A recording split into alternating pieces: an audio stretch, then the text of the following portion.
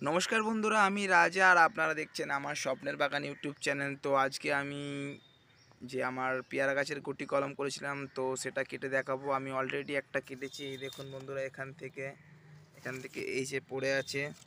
আর এই দেখুন গুটি কলম, শুধুমাত্র ওপরের ছালটা কেটে দিয়ে শুধু মাটি দিয়েছিলাম। দেখতেই পাচ্ছ এখানে দেখুন শিকড় চলে এসছে, এইখানে শিকড় চলে এসছে এইদিকে।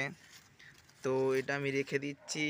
এছাড়াও আপনাদেরকে একটা খুলে দেখাচ্ছি, দেখুন এই যে প্লাস্টিক দিয়েছিলাম এবং শুধু মাটি দিয়েছিলাম।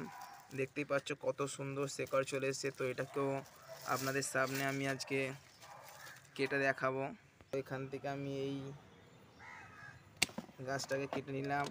তো আমার এটা খুবই একটি পছন্দের গাছ। আর নার্সারিতে কিন্তু এইভাবেই চারা বানানো হয়। তো আপনাদেরকে দেখাচ্ছি, দেখুন নার্সারিতে এরকম একটা ফল রেখে দেওয়া হয় তো গাছগুলো বিক্রি করার জন্য, যাতে ফল সমেত অনেকে গাছ নিয়ে যায়। আর এটা হচ্ছে তাইওয়ান পিঙ্কের, এই দেখুন কত সুন্দর শিকড় চলে এসেছে।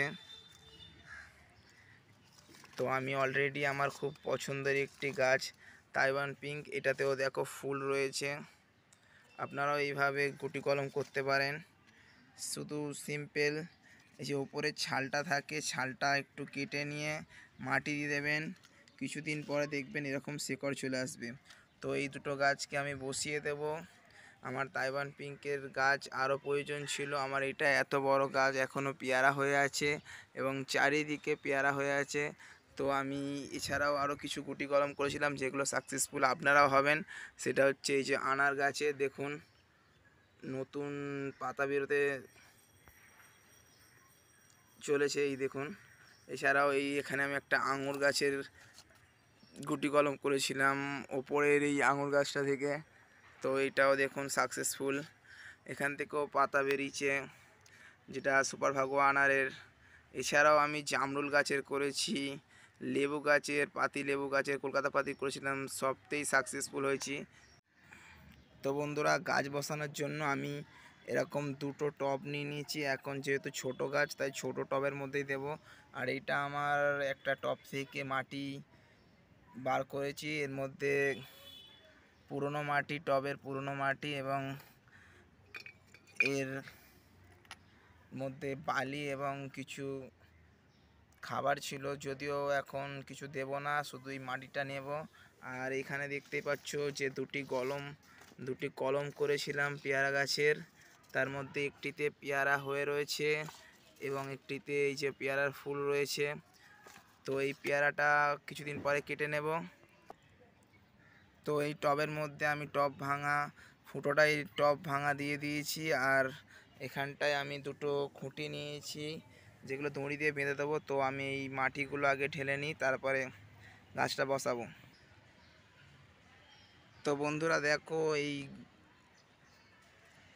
গুটি কলমের যে গাছটা ছিল দুটোকেই আমি টবে বসিয়ে দিয়েছি এবং দুটো খুঁটি দিয়েছি, এখানে বেঁধে দিলেই কাজ কমপ্লিট। আর এই দেখো যে তাইওয়ান পিঙ্কের আমি নিজের গাছ থেকে দুটো গুটি কলম করে নিয়েছি। এই পেয়ারাটা একটু বড় হলে কেটে দেবো, নাহলে কিন্তু গাছের গ্রোথ ভালো হবে না। তো আমি দুটো খুঁটি দিয়েছি। এবার আমার নিজের গাছ থেকেই আমি কিন্তু গাছ বাড়িয়ে নিচ্ছি। এখানে দেখতে পাচ্ছ এতেও ফুল রয়েছে। তো তাইওয়ান পিঙ্কের পেয়ারা কিন্তু খুবই ভালো, আর ছাদ বাগানে 12 মাস অনবরত পেয়ারা হতেই থাকে। তো এর মাদার গাছটাকে আমি আরেকবার দেখিয়ে দিচ্ছি, এতেও ফল রয়েছে। এইভাবেই মানে নার্সারিতে চারা তৈরি করা হয়, এইভাবে এরকম ফুল থাকে এবং এরকম ফল থাকে, এই চারাই আপনারা কিনে আনেন। তো এই হচ্ছে সেই মাদার গাছ, এই দেখো এই যে ফুল রয়েছে, ফল রয়েছে, একদম সবথেকে ভালো একটি 12 মাসি পেয়ারা। দেখতেই পাচ্ছ এইখানটায় দেখুন ফল রয়েছে, ফুল রয়েছে এবং এই দেখুন প্লাস্টিক করা আছে, এর ভেতরে পেয়ারা রয়েছে। এই হচ্ছে পেয়ারা। আর এই দেখতে পাচ্ছ পুরো 12 মাস এই শীতকালেও অনবরত পেয়ারা দিতে সক্ষম। এই যে প্রতিটা ডালে ডালে পেয়ারা দেখতে পাচ্ছ, এখনো ফুল পেয়ারা। তো তাইওয়ান পিঙ্ক পেয়ারাটা কিন্তু খুবই ভালো, দেখতে পাচ্ছ এখানে পেয়ারা রয়েছে।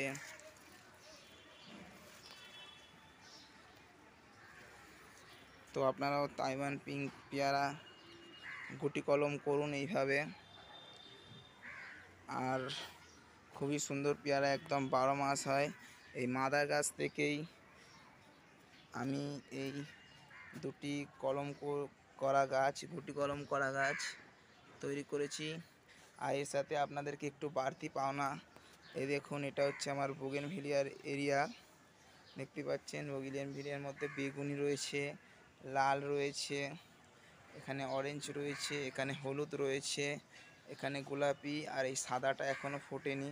তো আপনারা যদি 6টা কালারের মধ্যে চান, এই দেখুন একটি গোলাপি রয়েছে, সাদার মধ্যে পেয়ে যাবেন, হলুদের মধ্যে পাবেন, অরেঞ্জের মধ্যে রয়েছে, এখানে দেখুন এটা লালের মধ্যে রয়েছে এবং এটা বেগুনির মধ্যে। তো আপনারা এইভাবে সমস্ত কালার একসাথে লাগান, এক জায়গায় অনেক রকম রং দেখতে কেমন লাগছে আপনারা অবশ্যই কমেন্ট করে জানাবেন। এখন তো সবে ফুলও ফোটা শুরু হয়েছে, তো এইভাবেই পুরো গাছে ফুলে ফুল ভর্তি হয়ে যাবে বোগেনভিলিয়াতে। তো ধন্যবাদ বন্ধুরা, যদি ভালো লাগে অবশ্যই ভিডিওটি লাইক করবেন, কমেন্ট করবেন এবং শেয়ার করবেন এবং অবশ্যই চ্যানেলটিকে সাবস্ক্রাইব করবেন। ধন্যবাদ।